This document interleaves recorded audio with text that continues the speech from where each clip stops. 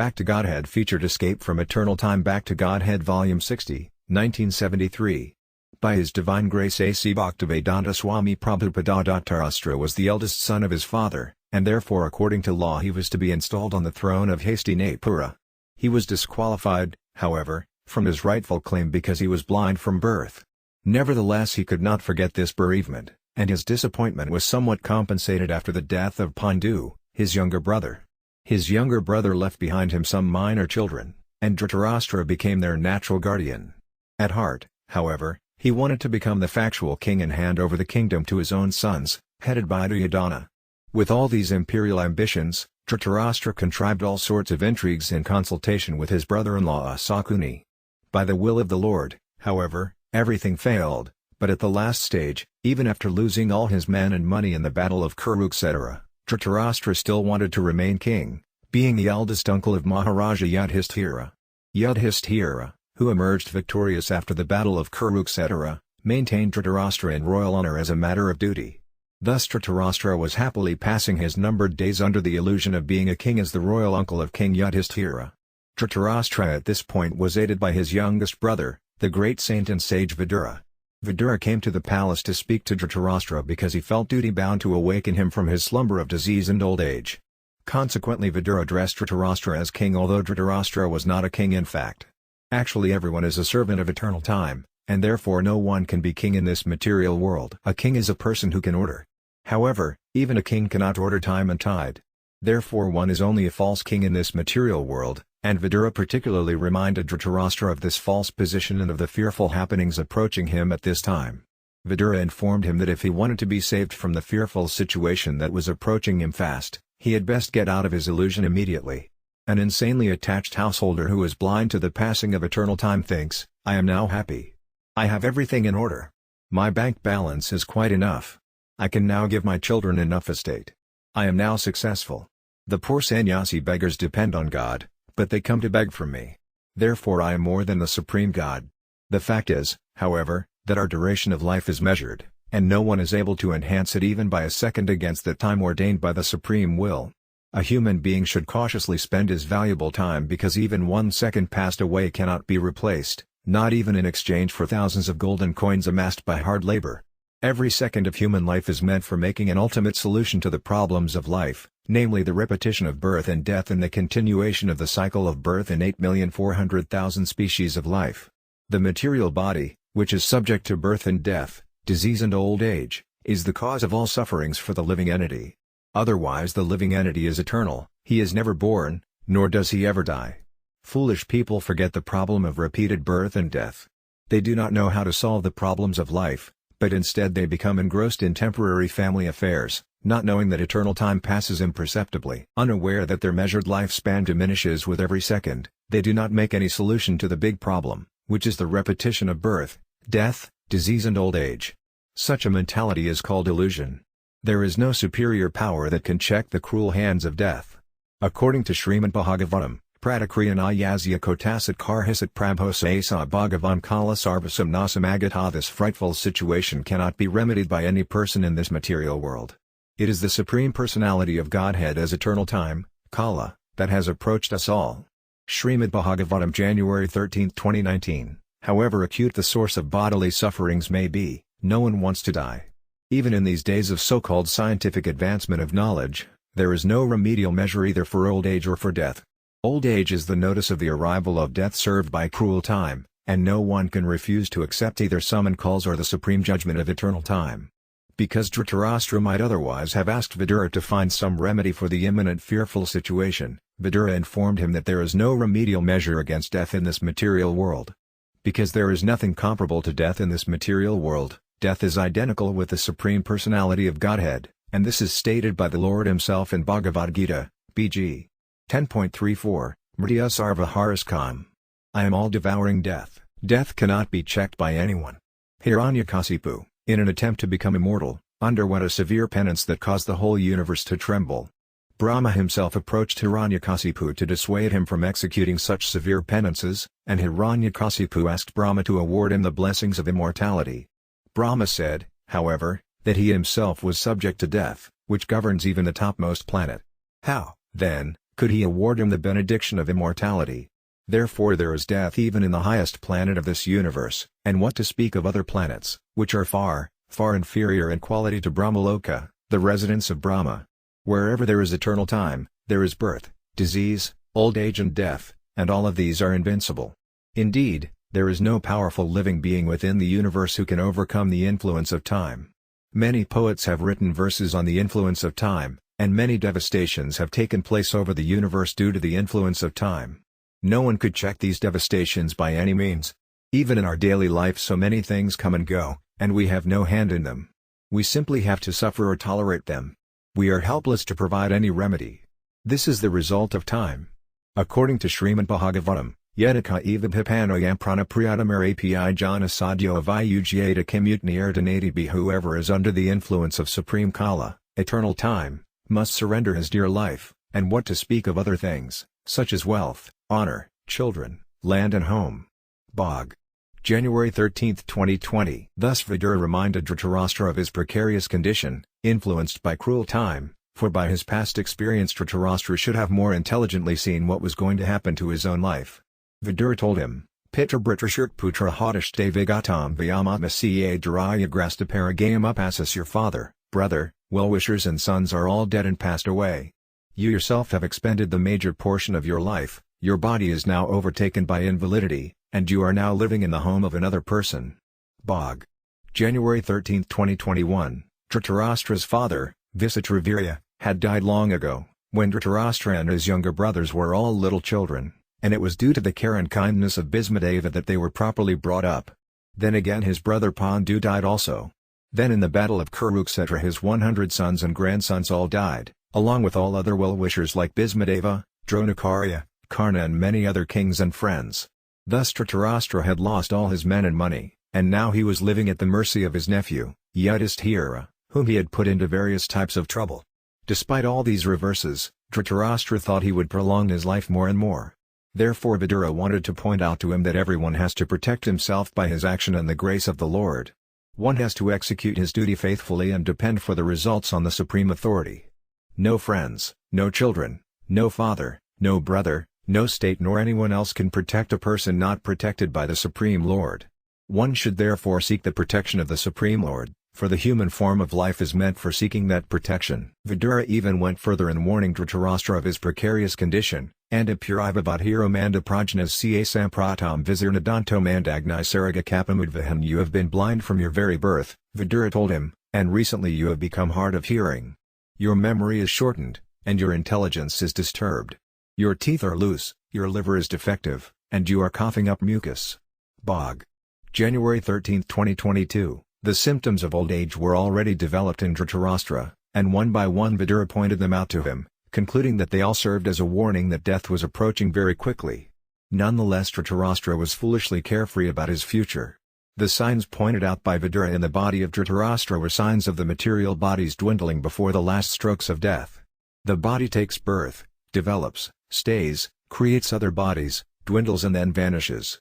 Foolish men want to make a permanent settlement for the perishable body, and they think that their estate, children, society, country, etc., will give them protection. Because of such foolish ideas, they are overtaken by temporary engagements, and they altogether forget that they must give up this temporary body and take on a new one to arrange for another cycle of society, friendship and love, which will again ultimately perish. Forgetting their permanent identity, they become foolishly active in non-permanent occupations, forgetting their prime duty altogether. Saints and sages like Vidura approach such foolish men to awaken them to the real situation, but unfortunately such sadhus, holy men, and saints are taken as social parasites. Thus foolish men refuse to hear the words of these sadhus and saints, although they welcome showbottle sadhus and so-called saints who can satisfy their senses. Vidura was not a sadhu who satisfied the unfortunate sentiments of men like Dhritarashtra. He was correctly pointing out the real situation and informing him how he could save himself from the catastrophes of life. A sadhu should never flatter kings or rich men to live comfortably at their cost. A sadhu should speak to householders about the naked truth so that they may come to their senses regarding the precarious material existence. Dhritarashtra is a typical example of an attached old man in household life. Although he became a pauper in the true sense, he nonetheless wanted to live comfortably in the house of the Pandavas. Thus Vidura told him, Ahom ahiyasi jantar jivitasa yada bhavan kimapavarjidam pindamadataga palavat. Alas, how powerful are the hopes of a living being to continue his life. Verily, you are living just like a household dog and are eating remnants of food given by Bhima. Bog. January 13, 2023, Vidura especially mentioned Bhima because Bhima personally killed Dhritarashtra's two prominent sons, Duryodhana and Dushasana. These two sons were very dear to Dhritarashtra for their notorious and nefarious activities, and Bhima was particularly pointed out because he killed these two pet sons. Why was Dhritarashtra living at the house of the Pandavas? Because he wanted to continue his life comfortably, even at the risk of all humiliation. Vidura was therefore astonished at the powerful urge to continue life despite humiliation. This sense of continuing one's life indicates that a living being is eternally a living entity and does not want to change his bodily habitation. A foolish man does not know that a particular term of bodily existence is awarded to him as a term of imprisonment, and the human body is awarded after many, many births and deaths as a chance for self-realization to go back home, back to Godhead. Persons like Dhritarashtra try to make plans to live in the material body in a comfortable position with profit and interest, for they do not see things as they are. Dhritarashtra was blind, and he continued to hope to live comfortably in the midst of all of life's reverses. A sadhu like Vidura is meant to awaken such blind people and thus help them return to Godhead, where life is eternal. Upon returning to God, one does not want to return to this material world of miseries. We can hardly imagine how responsible a task is entrusted to a sadhu like Mahatma Vidura. The system of Varnasrama religion sets aside a part of one's life completely for the purpose of self-realization and attainment of salvation in the human form of life. That is a routine division of life. But persons like Dhritarashtra, even at their weary ripened age, want to stay home, even in a degraded condition. Dhritarashtra was actually accepting charity from his enemies. Wanting to point this out and impress upon him that it was better to die like his sons than to accept such humiliating charity, Vidura told him, Agnir nisrasto datas ca garo daras ca dazita hartam ksatram danam yesam tad arasubikiat. There is no need to live a degraded life and subsist on the charity of those whom you tried to kill by arson and poisoning. You also insulted one of their wives and usurped their kingdom and wealth. Bog. January 13, 2024, 5,000 years ago there was one Dhritarashtra, but at the present moment there are many Dhritarashtras in every home. Politicians especially do not retire from political activities unless dragged by the cruel hand of death or killed by some opposing element. To stick to family life till the end of one's human life is the grossest type of degradation, and there is an absolute need for Viduras to educate such Dhritarashtras, even at the present moment. Vidura further informed Dhritarashtra, despite your unwillingness to die and your desire to live even at the cost of honor and prestige, your miserly, Karapana, body will certainly dwindle and deteriorate like an old garment. Bog. January 13, 2025, the words Karpanasaya Jijaviso in this verse are significant. There are two classes of men. One is called a Karapana, and the other is called a Brahmana. The Karapana, the miserly man, has no estimation of his material body, but the Brahmana has a true estimation of himself and the material body. Having a wrong estimation of his material body, the Karapana wants to enjoy sense gratification with his utmost strength, and even in old age he tries to become a young man by medical treatment or otherwise.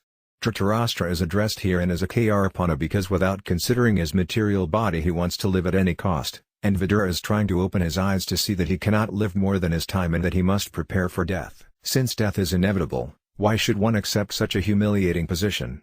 It is better to take the right path, even at the risk of death. Human life is meant for finishing all kinds of miseries that arise due to material existence, and life should be so regulated that one can achieve the desired goal. Because of his wrong conception of life, Dhritarashtra had already spoiled 80% of his energy, so it behooved him to utilize his remaining days for the ultimate good. Dhritarashtra's life was miserly because he did not properly utilize the assets of the human form of life. By good luck such a miserly man meets a self-realized soul like Vidura, and by Vidura's instructions he gets rid of the nescience of material existence. Nautama Dasa Thakura, a great Krishna-conscious devotee and spiritual master, has sung, Hari Kari Vifaya Janama Ganinu Manasya Janamapaya, Radhakrishna Na Bhajiya Janiya Sanita Visakainu. My Lord, I have simply wasted my life. Having obtained the human body, I have neglected to worship your lordship, and therefore willingly I have drunk poison. In other words, the human body is especially meant for cultivating knowledge of devotional service to the Lord, without which life is full of anxieties and miserable conditions. Therefore one who has spoiled his life without such cultural activities is advised to leave home without the knowledge of friends or relatives and, being thus freed from all obligations to family, society, country, etc., gave up the body at some unknown destination so that others may not know where and how he has met his death. Thus Vidura advised Dhritarashtra, Gatas Vartham imamdam Varakto Mukta Bandhana Vinata Gadarjahyat Savide Hero Darta. He is called undisturbed, Dhira, who goes to an unknown, remote place and, freed from all obligations, quits his material body when it has become useless. Bog. January 13, 2026, Adhira is one who is not disturbed, even when there is sufficient provocation. Generally, one cannot give up a comfortable life due to his affectionate relation with wife and children. Self-realization is obstructed by such undue affection for family, and if anyone is at all able to forget such a relation, he is called undisturbed, or dhira. This, however, is the path of renunciation based on a frustrated life, but stabilization of such renunciation is possible only by association with bona fide saints and self-realized souls who can engage one in the loving devotional service of the Lord. Sincere surrender unto the lotus feet of the Lord is possible by awakening the transcendental sense of service, and this is made possible by the association of pure devotees of the Lord. Dhritarashtra was lucky enough to have a brother like Vidura whose very association was a source of liberation for his frustrated life. Vidura further told Dhritarashtra, Yasvakat Parado via Yadanirvina at Mavanhurti Kritviharam Chat Pravarjet Sanatama. He is certainly a first-class man who awakens and understands, either by himself or from others, the falsity and misery of this material world and thus leaves home and depends fully on the personality of Godhead residing in his heart. Bog. January 13, 2027, real perfection on the path of liberation is obtained when one is practiced to depend fully on the Supreme Personality of Godhead, who lives in everyone's heart. One may live in the darkest jungle alone, but a steadfast devotee knows very well that he is never alone. The Supreme Personality of Godhead is within him, and he can protect his sincere devotee in any awkward circumstance.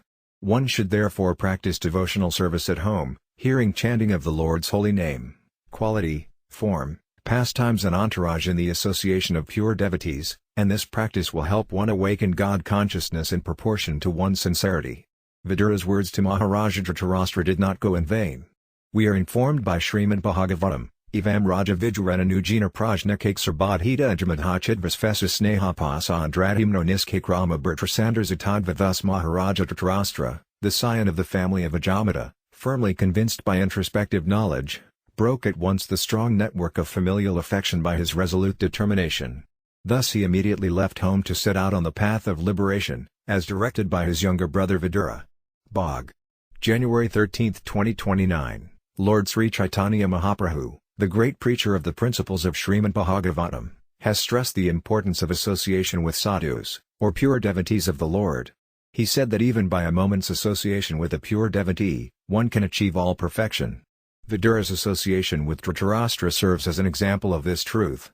Maharaja Dhritarashtra was tightly bound in a network of material affinities related to politics, economy and family attachment, and he did everything in his power to achieve so-called success in his planned projects, but he was frustrated from the beginning to the end so far as his material activities were concerned. And yet, despite his life of failure, he achieved the greatest of all success in self-realization by the forceful instructions of a pure devotee of the Lord, who is the typical emblem of a sadhu. The scriptures enjoin, therefore, that one should associate with sadhus only, rejecting all other kinds of association, and by so doing one will have ample opportunity to hear the sadhus, who can cut to pieces the bonds of illusory affection in the material world. It is a fact that the material world is a great illusion because everything appears to be a tangible reality, but at the next moment everything is evaporated like the dashing foam of the sea or a cloud in the sky. A cloud in the sky undoubtedly appears to be a reality because it rains, and due to rain so many temporary green things appear, but in the ultimate issue, everything disappears, namely the cloud, rain and green vegetation, all in due course. But the sky remains, and the varieties of luminaries in the sky also remain forever. Similarly, the absolute truth, which is compared to the sky, remains eternally, and the temporary cloud-like illusion comes and goes away. Foolish living beings are attracted by the temporary cloud, but intelligent men are more concerned with the eternal sky with all its variegatedness.